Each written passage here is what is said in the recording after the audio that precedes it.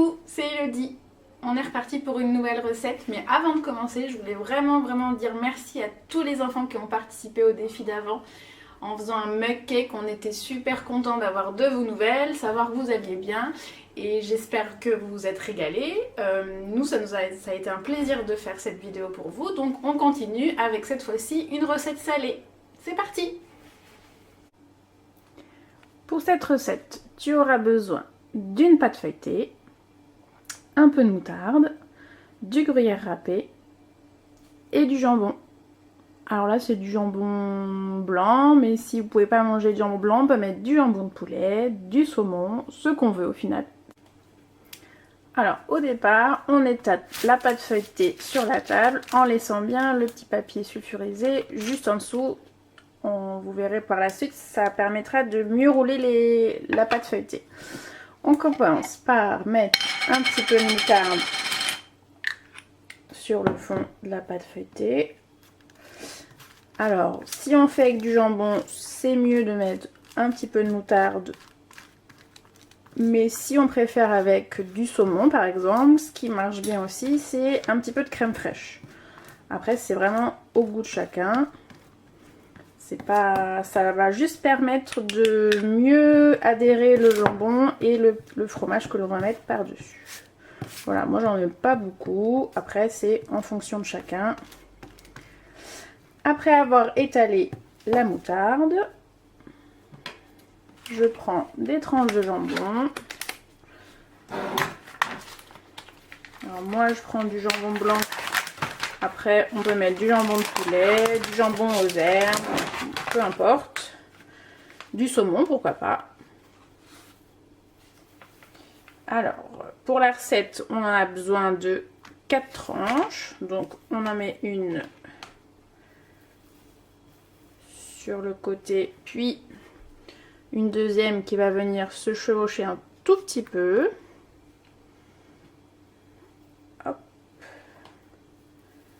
Une troisième tranche. Alors on peut même un petit peu les rapprocher. Voilà. Et une quatrième tranche. Hop. Et voilà.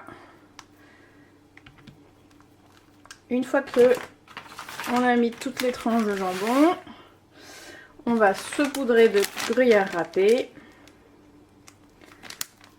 Dans la recette, il n'y a pas de quantité exacte parce que souvent la recette, je la fais un peu au pif, on va dire ça comme ça. Mais il faut quand même être généreux sur le fromage.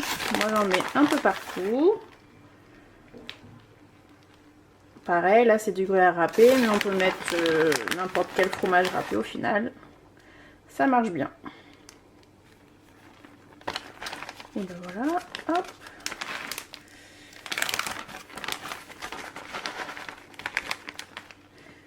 Voilà, j'en ai mis un peu partout.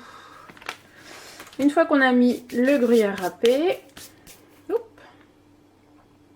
il faut rouler la pâte de sorte à ce que ça fasse un gros boudin. Alors, je commence par le bord et après je roule comme un boudin, comme on disait. Donc il faut bien essayer de bien serrer à chaque fois des deux côtés. Hop, la pâte elle est un peu sèche, mais ça ira très bien. Hop. Vous voyez, à la fin on va avoir un gros boudin que l'on va venir vraiment bien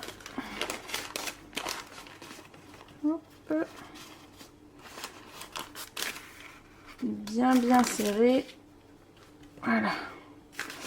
On peut l'enrouler dans le petit papier sulfurisé parce que maintenant on va le mettre 15 minutes au congélateur. Ça va permettre de durcir la pâte et comme ça on pourra venir couper des petites tranches plus facilement. On préchauffe le four à 180 degrés. Alors, une fois qu'on a sorti le boudin du congèle, hop, on va couper des tranches. Alors, que l'on va mettre sur une plaque avec du papier sulfurisé.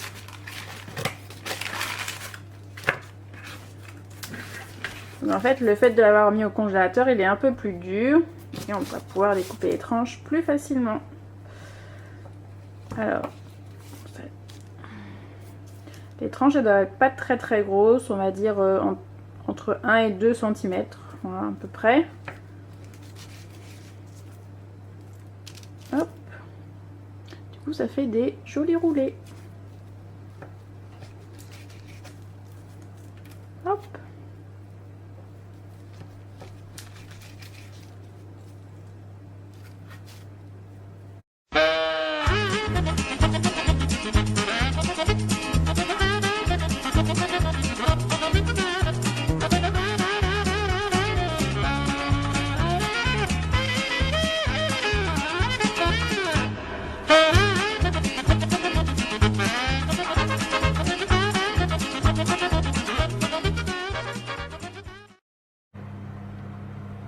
Et puis, il n'y a plus qu'à cuire.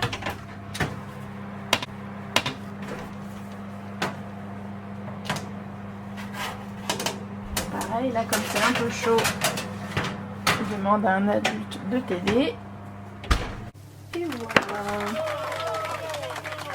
Alors, si ils sont pas assez grillés, on les laisse 5 minutes et plus. C'est chaud. Donc voilà, les petits roulés.